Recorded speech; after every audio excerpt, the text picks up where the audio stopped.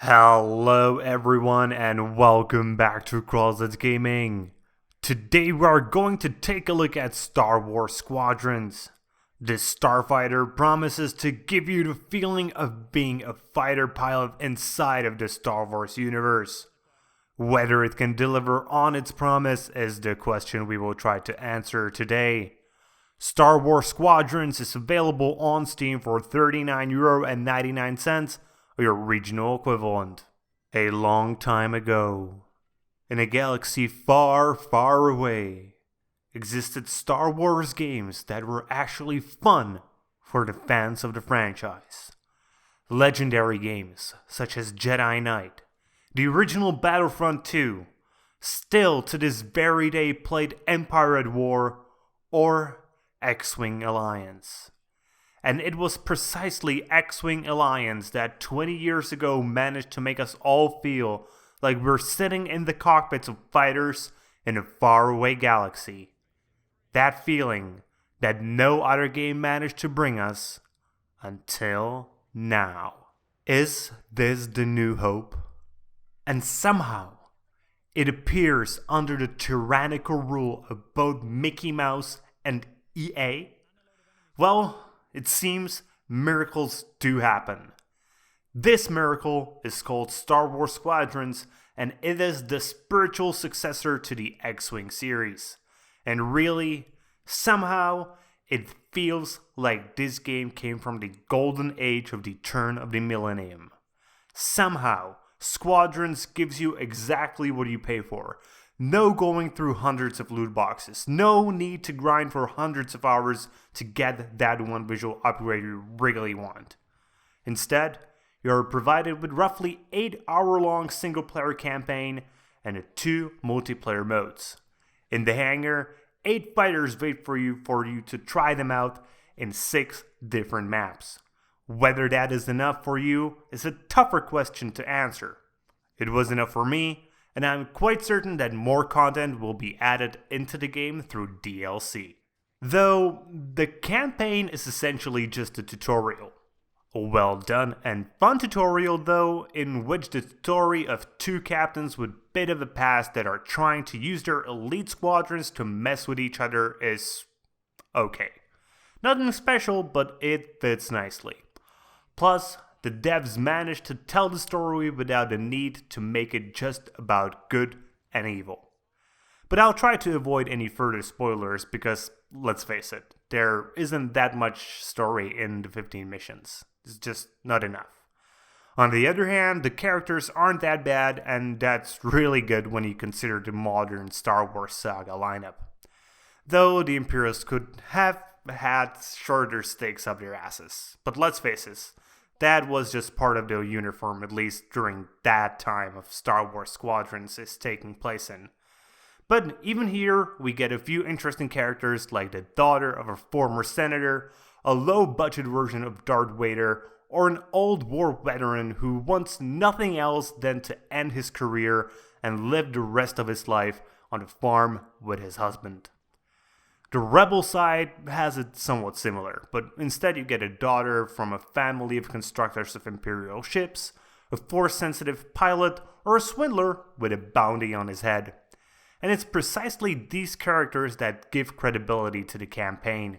Your superior officers may give you your missions, but it's your squadron that will pat your back after a successful one and cover you during. One thing they do is their jobs. If they're piloting a bomber, they will deal with the larger ships. When a small support, they will actually replenish your ammo. Now, it's finally time to take a look into the hangar. The flying model is just as arcadey as you'd expect in a universe full of mystical lightsaber-wielding knights that save space princesses. And that's exactly the way it's supposed to be. You need to remember that the original dogfights in Star Wars were inspired by dogfights from World War II, and back then things were still personal. So, don't expect some long-range combat where you just push a button and a fighter on your map blinks out of existence. Here, the fighters dance in a laser-full tango that defies all laws of physics. And at the same time, The action never gets too fast or confusing. It all works because of the system where your victory or defeat purely relies on whether your squadron will or will not cooperate. The system is based on 4 types of fighters, and their simple yet very distinctive upgrades allow you to use various different tactics. You want to use a close formation of X-Wings with a support ship in the middle? You can. Are you more of a hit and run kind of guy?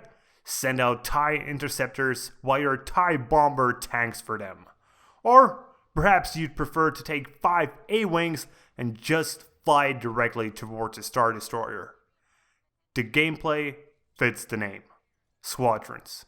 And if you have a bunch of friends who will play alongside you, well, the game suddenly gains about 1 billion points in fun. Just having one friend play with you changes everything, but in a group of 5, well, the Empire never stood a chance. And while you may not control the Force, you get to control pretty much everything else. From various different buttons to all the different subsystems of your fighters. So no matter whether you will use a mouse and keyboard, gamepad, or a full-blown joystick meant for a more realistic simulator, you will always feel in control. Add to that the detailed interiors and you will quickly feel as if you are really sitting in a well-tuned fighter. And if you have a VR set at home, you gotta try this. I borrowed one from my friend, and while Star Wars Squadrons may not be primarily made for VR, it is one of the best things to play in VR right now. And again, the cockpits play such a huge role in this. Forget using a HUD, just look around. While for a quick while you won't know what dial shows what, soon you will become second nature to you, just like using a rear mirror in a car.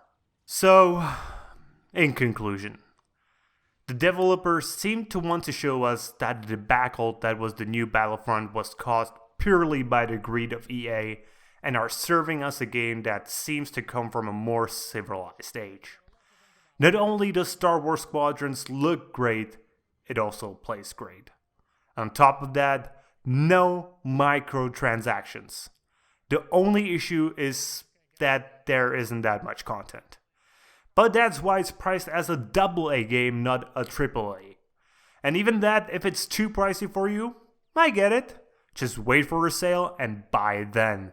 But if you are a true fan of Star Wars, Squadrons should definitely be in your gaming library. So that's it for today, guys. I hope you liked the review, and if you do, please consider giving it the thumbs up, subscribing to the channel, yada yada, you know the drift. But the thing that really helps is if you share it with your friends. And also comment if you have anything you would like to add. See you guys later with more gaming content.